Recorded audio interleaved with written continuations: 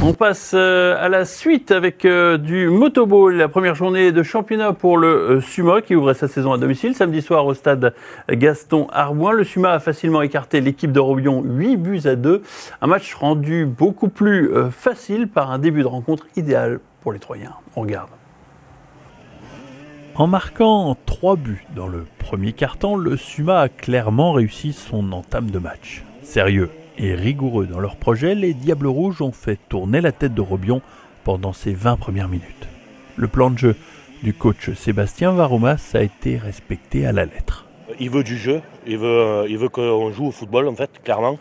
Le motoball c'est ça, c'est du football, hein. C'est de la moto mais il y a du ballon.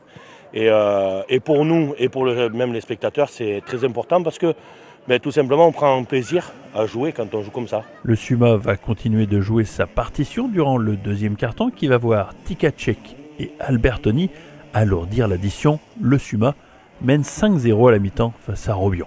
L'heure pour Sébastien Varoumas de faire tourner l'effectif et donner du temps de jeu aux remplaçants comme Mathis Camus, le suppléant de Jean-Marc Landréal. Malheureusement, tout ne va pas se passer comme prévu pour les Diables Rouges. Quand l'équipe change, forcément, on perd nos automatismes, on perd un certain tronc commun, on va dire. Donc il faut les remettre en place et ça nous sert aussi à ça. Ça sert à la jeunesse de voir un peu comment se débrouiller en match. Seulement voilà, les Aubois ne trouvent pas la solution et encaissent même un but par Oberto. Les joueurs de Sébastien Varoumas subissent et sont incapables d'aligner deux passes. C'est un privilège aussi d'être joueur au SUMA et d'être sur le terrain. À un moment donné, il faut le montrer, quoi. Donc, j'ai dit, et je le répète, je ne ferai pas de cadeau cette année. C'est-à-dire que si on n'est pas capable de prendre sa chance, on jouera avec l'équipe que j'estime la plus forte. Et puis, pour garder des automatismes, on restera peut-être avec 4-5 joueurs, je ne sais pas. Mais l'idée, c'est ça. Tout le monde a sa chance, mais il faut la prendre. Dans le quatrième quart-temps, le coach troyen relance l'équipe type. Cela n'empêche pas Robion de réduire une nouvelle fois la marque avec un deuxième but. Et au SUMA de manquer un penalty. Roman Detsina se rattrape heureusement en inscrivant le 6e but du SUMA. Tikacek et une nouvelle fois Detsina clôtureront la marque.